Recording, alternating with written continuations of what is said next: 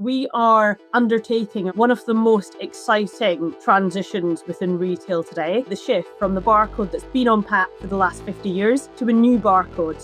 So the consumer would scan and then they'd be able to access information. Imagine sort of a menu or a tile options, and you could click into sustainability. You could find out how to sustainably consume, store or dispose of that product. You could be clicking into something like safety. So I'm doing a lot of house renovations at the moment. There's a lot of paint, there's a lot of varnishes. Being able to know how to safely store those products and how to safely use those products is really important to me. 3/4 of consumers are actively looking at back of pack. Things like ultra-processed or lifestyle or dietary or access to enhanced nutritionals are becoming a growing concern for a world of consumers. So we are looking to connect consumers through the barcode, through the product packaging, with the information that they need to know.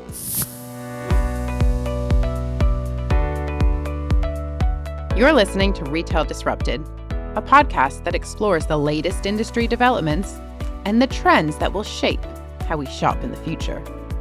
I'm your host, Natalie Berg.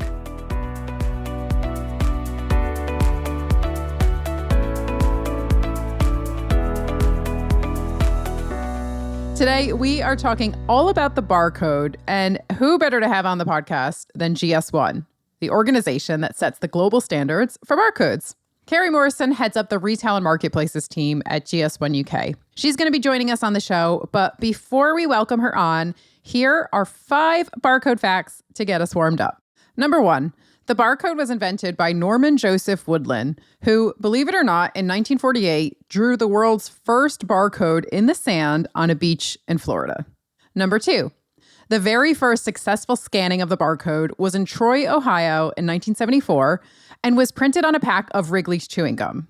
Number 3, early barcode scanners were as big as washing machines. I love that one. Number 4, the first product to be scanned in the UK was a box of Melrose 100th Century tea bags, and this was in 1978. And number 5, the world's smallest ever scannable barcode was invented by Dr. Stephen Buchman and was used to monitor bees and their mating habits. Each separate line of the code was 1/1000th of an inch in width. So there you have it, 5 barcode facts, courtesy of GS1. And now on to today's show. Kerry, welcome to the podcast. It's so great to have you here. Now, the barcode has been around for over half a century. We all know that little beep at the checkout, but the average consumer probably doesn't realize that the barcode underpins over £1 trillion of economic activity in the UK alone. It's used 10 billion times each day globally. It really is the backbone of global trade. So tell us a little bit more about GS1 and the role that you play in making this all happen. Absolutely. Thanks, Natalie. Great to be here. So I'm Kerry Morrison. I head up the retail team at GS1 UK. And we're a neutral, not-for-profit membership organisation. And like you said, we were created for industry by industry some 50 years ago. And the sole purpose of us is to allow our members, brands and retailers, to trade faster and further. We've got 60,000 members in the UK alone. So that includes all the major retailers such as Tesco, Asda, Sainsbury's, Morrisons, all the global brands such as Unilever, Mondelez, Diageo, Nestle, and even the likes of you and me. If you wanted to start up a coffee business, sell some coffee beans online, you come to us, you get a barcode to identify those beans and those products you're placing on the market. Yeah, and barcodes, it seems like barcodes are the kind of quiet engine of retail. And I'd like to kick off by talking about why they're so important. I mean, obviously, product identification is the big thing here, right? Because scanning a barcode is way more efficient than what cashiers used to have to do pre-barcodes, which of course was to manually identify the product and enter a price, which I imagine was a lot slower, more prone to error as well. So I know as an industry, we've come a long way, but can you just talk us through more generally, how the industry has benefited from barcodes? Absolutely. So as consumers, we're familiar with beep at the checkout as you scan your Tesco meal deal through. But what the identifier actually does is before the product even gets to the consumer, it identifies that product all the way through a supply chain. So industry can understand how many items of that product that are sitting in store how many are sitting behind the scenes in warehouses or in storage facilities, how many are on hand, how many need to be ordered, how many have been produced. So we see the barcode as absolutely fundamental to making sure that the retail supply chains flow absolutely seamlessly all the way until products get to that end consumer point. There's also an issue of product information. So businesses and consumers need to know what products have got allergens in them, what products are made of recyclable or non-recyclable components. The government needs to know these things so it can shape recycling infrastructure around this. And then I guess something that everyone is becoming all more familiar with is identifying products online. So how do you track a product through a supply chain that's not necessarily a tangible sort of physical supply chain, similar to traditional supply chains, particularly with lots of stock these days being sold through the likes of Amazon and marketplaces. And then finally, without product identification, we wouldn't have big data associated to products. So the Nielsen's, the dunnhumby's that inform big brands and big retailers of how products are performing within market and within categories, all of that ties back into that individual product identification that ultimately comes from GS1s and the GS1s around the world. Yeah, and collecting that first party customer data is, as we know, becoming more and more important, and especially to be able to do it in real time to get a better understanding of what shoppers are how shoppers are behaving in stores in real time is so valuable for retailers. If we look specifically at FMCG retail, I'd love to get your thoughts about how this all ties in with the consumer, because from my perspective, it feels like there are a lot of consumer trends converging. Our world, of course, has become much more digital with everybody, pretty much everybody having a smartphone these days. And I think this means that we are expecting a lot more transparency, and not just when it comes to getting information around product and pricing, like you've just mentioned, the allergen information, which, I mean, I have a nut allergy, so I can attest to how important that is. But also things like sustainability and sourcing information. So can you talk to this? Like, how are you responding to these evolving consumer needs? And what does it mean for the barcode as we know it today?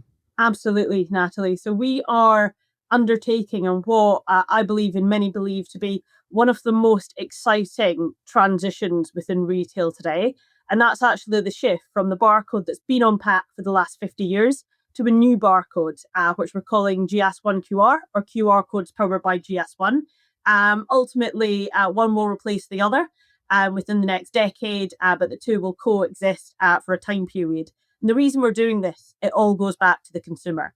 So for many a year, GS1 have worked with industry. As you said, we've been the backbone to retail commerce and trade.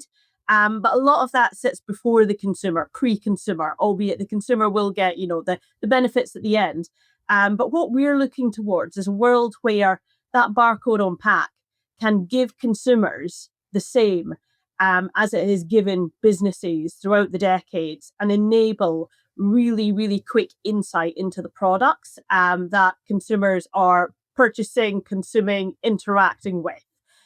So what we do as an organization is we understand our members' priorities, where the market is going, and we innovate. So we've got numerous standards outside the barcode, but we think this is going to be, I guess, a move of brilliance for retail as a whole. We're seeing a world where consumers are ever more so becoming the sort of beating heart of business strategy. We're seeing huge rise for loyalty and getting information to consumers. And we're seeing an ever digitizing world. So we talk about phygital or omni-channel. It's that connected shopper journey that takes place, whether online or in store, but around a product with various physical and digital touch points, including that point of consumption. So what we're looking to do with this next generation of barcode is to absolutely meet those consumer demands. We're looking to cater for our 61,000 members in the UK in a way that, does meet the needs of today's digital consumer. And we can come on to, I guess, sustainability sort of further later, but there is definitely a hunger for consumers. So the FSA published some research that shows that 3/4 of consumers are actively looking at back of pack. Things like ultra processed or lifestyle or dietary or access to enhanced nutritionals are becoming a growing concern for a world of consumers who are used to, living life in a self-serve way. So we're seeing, product consumption being no different from that.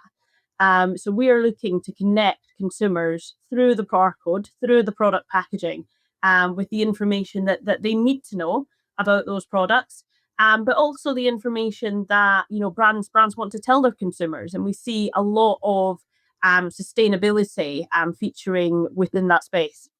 It's so interesting because I mean, I've said many times now that I think as consumers, we're hyper informed when it comes to pricing information, product information, customer reviews. We're up to our eyeballs in information. Maybe there's too much information, you could argue. But when it comes to sustainability, I still feel like we're fumbling in the dark. And we've got the whole issue of greenwashing as well. So we'll come back to sustainability because it's such a big topic here. But just to be really clear then, what exactly will it's a QR code as opposed to a black and white barcode. Is that right? Could you talk us through like what it would look like on the package? Exactly. So if you imagine, and Tesco have actually started moving on this already. So if you're in Tesco, there is a £10 steak. I believe it's selling at £10 at the moment. Don't quote me on that, but there is sort of various products within the Tesco Fresh range that have already done this. So please do look out for them. But ultimately, if you imagine a QR code in the place of the barcode, and you've got the number, the product identifier underneath that, and a human readable version. And then there'll probably be also a GS1 trademark on that to say, look, this isn't any old QR code. This isn't going to take you to, various places you don't want to go. This is from the company that makes barcodes.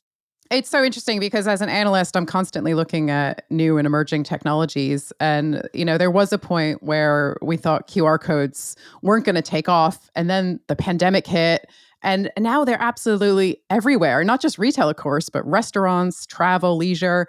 So it's such an incredible comeback story. And I think it's clear that consumers are comfortable. They've adopted this technology. It's very simple and straightforward. So super interesting to see that that's the trajectory of the barcode. So I guess what I'd like to explore now is as we move from the traditional linear barcode to QR codes, I mean, there must be so much happening behind the scenes because not only do you have to change the packaging of these products, but I imagine you'd also have to update scanners and stores, update teams. There's probably a lot of training. So can you walk us through what transition actually looks like and also when shoppers might start noticing these changes in stores? I know you mentioned Tesco, but just more broadly, if you can give us some timings, that would be super interesting. Absolutely, Natalie. So we are working according to sort of a global program. So this is global, this is worldwide. And we've got a day around Sunrise 2027. And by that date, we expect the vast majority, so 99% of retail scanners to be able to read and process these next generation of barcodes. Now, to give everyone confidence, one thing I should say is we transitioned healthcare. So we also work in healthcare as GS1. We transitioned healthcare about 2 decades ago from linear to 2D barcodes. And it's the same companies that manufacture sort of the scanning and the coding technologies for healthcare that do something similar for retail as well. So this isn't something new. Within the world of tech, it's something that's been going on for a while, which is absolutely fantastic because it means that in terms of being able to actually land this transition, a lot of the work has already been done for it. So from a technological perspective, we're working globally with those scanning, those hardware, those reading, those coding companies to make sure that everything stays on track. We're also working with retailers globally as well to enable them on this change. You might already know that a lot of these currently are reading 2D barcodes. If you've got a membership card and you're scanning a 2D membership card or 2D coupon at point of sale, a lot of the tills are already doing that as well. So you can see that they're certainly primed Okay. to be able to read and process. Okay, that's interesting. Yeah, because I mean, I'm a total layman when it comes to this stuff, so I wasn't sure if it was like a case of totally new infrastructure or you've kind of cleared that up. So that's really interesting. And I know we're talking about the UK today, but as you've already said, you're part of a global federation with over 100 GS1 companies around the world. Can you tell us a little bit more about some of what you've learned? Are there some countries that are leading the way in this space? Absolutely. So we know Australia have implemented 5, almost 6 years ago. within Woolworths. So they're a major grocer within Australia. We know that Japan are quite far ahead as well. Brazil have been transitioning both brand and retailers for the last 5 years, and have got excellent coverage of these next generation barcodes.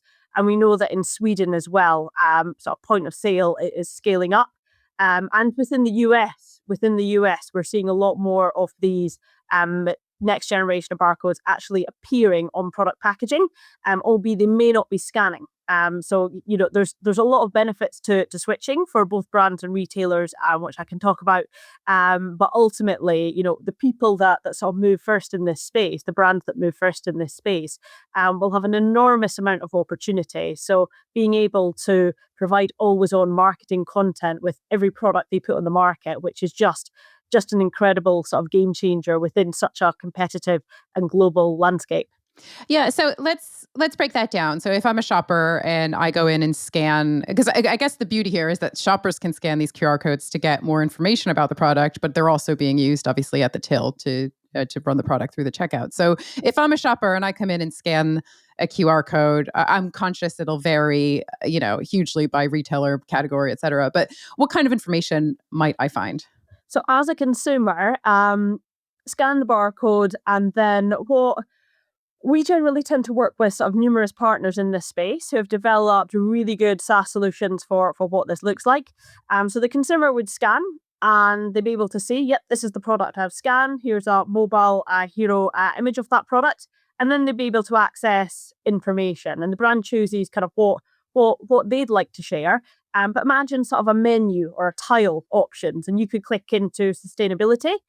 You could find out how to sustainably consume, store, or dispose of that product. You could be clicking into something like safety. So I'm doing a lot of house renovations at the moment. There's a lot of paint, there's a lot of varnishes, there's a lot of tools around my house. Being able to know how to safely store those products and how to safely use those products and what sort of environment I should be using those products within my household is really important to me. And then, like you said, Natalie, things like, allergens is certainly, a huge concern. But being able to understand a bit more around, okay, does it, how might it contain traces of? How was this prepared? What sort of factory has it come from? We've actually got a couple of our members who have made sort of whole business case around using next generation of barcodes to really inform consumers around that. We're also working with government as well, because what they really care about is health and sustainability. So the idea that consumers can know, not just, from a calorie or a fat or a sugar content, what's in their food, but from a micronutrients point as well. Because a huge issue for a lot of us isn't what we're eating, it's what we're not eating. So being able to make that apparent and clear to consumers in a way that is enriched and easy, because I don't know about you, but I find it very hard to sort of decode what certain sort of nutritional aspects or facts mean if they don't have a percentage next to them or some sort of estimate around, what you should be consuming in a day.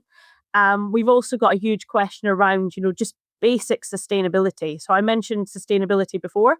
But even knowing what bin to put the product in, or do I need to take the label off it? Do I need to wash it? Should I rinse it out? Consumers don't know. So we're working with Four Nations government, certainly within the UK, and I know we're working with government wider across sort of Europe and globally around how the next generation of barcodes can give really clear instructions to consumers to tell them what bin to put it in and how to do that, based on where consumers are scanning. So whether you're scanning in sort of remote Scotland, whether you're scanning in Wales, or whether you're scanning in London, your phone knows where you are, and it can give you the right information based on your location and the product, and the local recycling infrastructure. So this is absolutely huge. And then of course there's the fun stuff. So we are seeing some of our members use QR to really engage with consumers and really talk to them in a way that they could never do. So imagine being able to take a consumer through your brand story or your supply chain journey, talk about the actual ingredients that go into your products and how they were farmed, as well as getting consumers interested into, what they know their consumers care about. So things like sports sponsorship, getting consumers who potentially buy in store to be buying in restaurants, for example. or to be buying at sort of sponsored or branded events. And then gamification as well. We know this is a big one for a lot of our members. And we also know a lot of our members are trying to explore consumer AI. Um, this is a really easy way to get that to consumers and also understand what their consumers are interacting with. So everyone that has transitioned so far have spoken about the power of the first party consumer data that they're collecting through this. We had Bayer working in healthcare talking to us about they were able to take 33% of packaging out their range from a sustainability perspective. They were seeing about 36% of consumers scanning these products because they had a cracking call to action and it was a product that lasted a while within households. And they were using these products to actually talk to consumers about health conditions that they may be experiencing and able to showcase the rest of the range and how their range could benefit from at different times of year or at different times in sort of that consumer's lifetime to help them with whatever health conditions that they may be managing at that given point.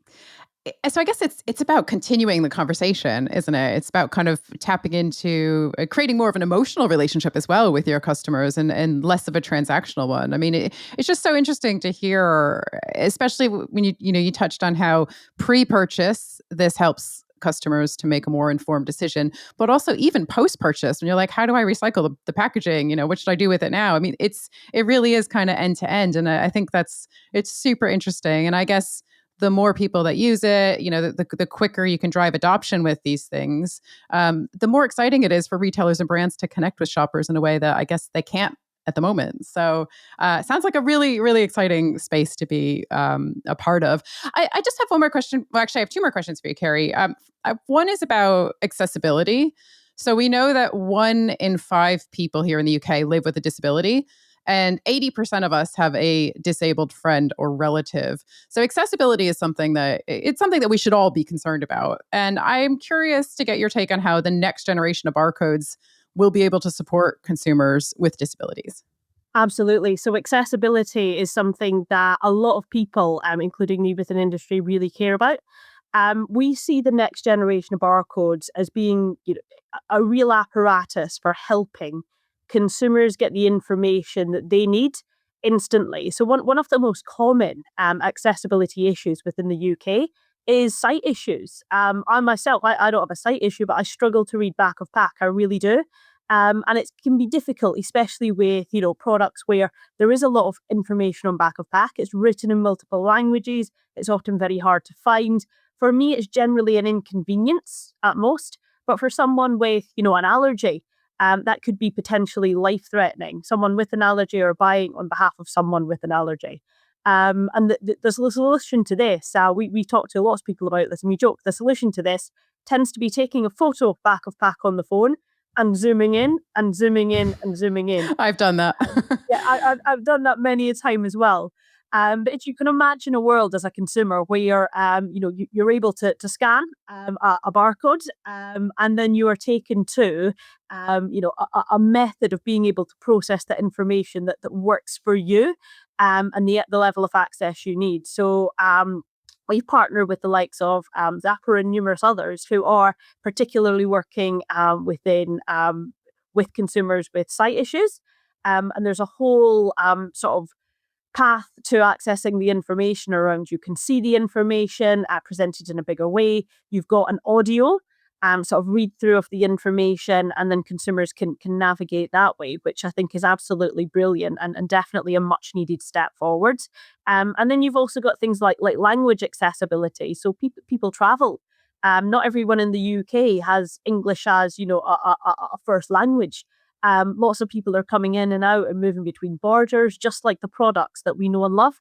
So being able to access, any product in the language that's native to you, I think is massively important as well. Yeah. And I also feel like as consumers, we kind of expect that now because we have all these AI tools that make life so easy, compared to, when I was studying abroad sort of 25 years ago. And, it's so, everything's so much more accessible these days. So there is that customer expectation as well there. So super interesting. So a final question for you, Kerry, for brands that are listening in who want to get started on this, where's the best place to begin that journey and what kind of quick wins can they expect? Great question. I'd say absolutely reach out to GS1 UK. We can help you get started at every and any point in your journey. And we've done this with numerous and multiple members. And I think don't wait as well. So like I said, we're actively working with a lot of brands, big, medium and small within industry right now. There will be, I think, definitely a race to start getting this in market across industry. So please don't wait. Please come to us first. In terms of, what I imagine this looking like. So I've got a background in sort of branded manufacturing myself. I've taken many products to market through my time.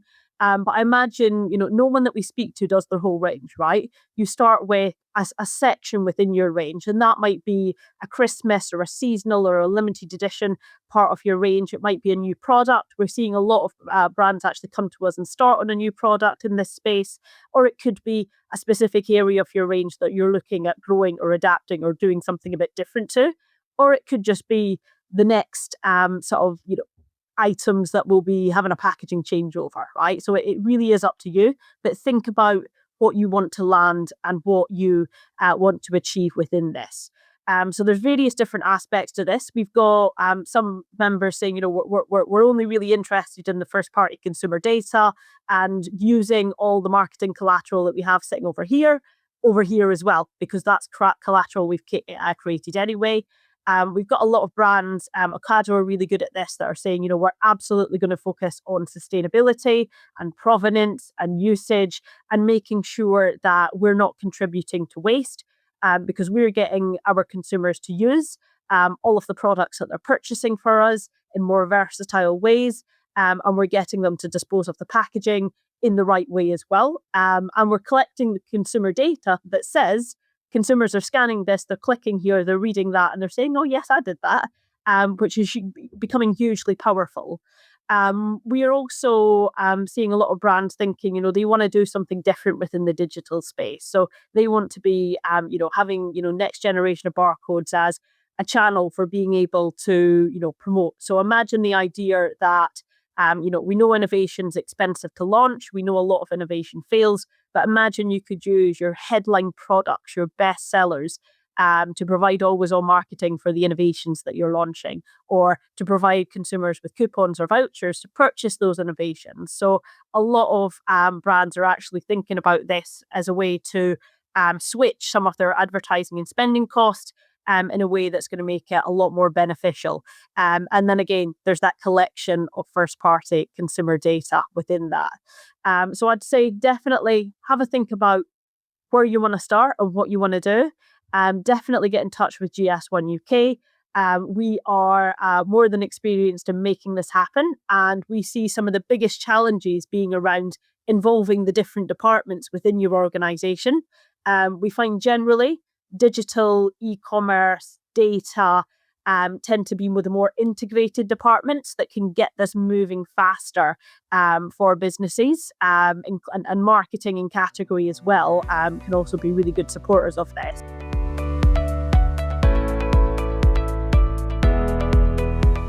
Thank you for listening to Retail Disrupted. If you enjoyed this episode and would like to support the podcast, please leave a rating or review or share it with others. It really makes a difference.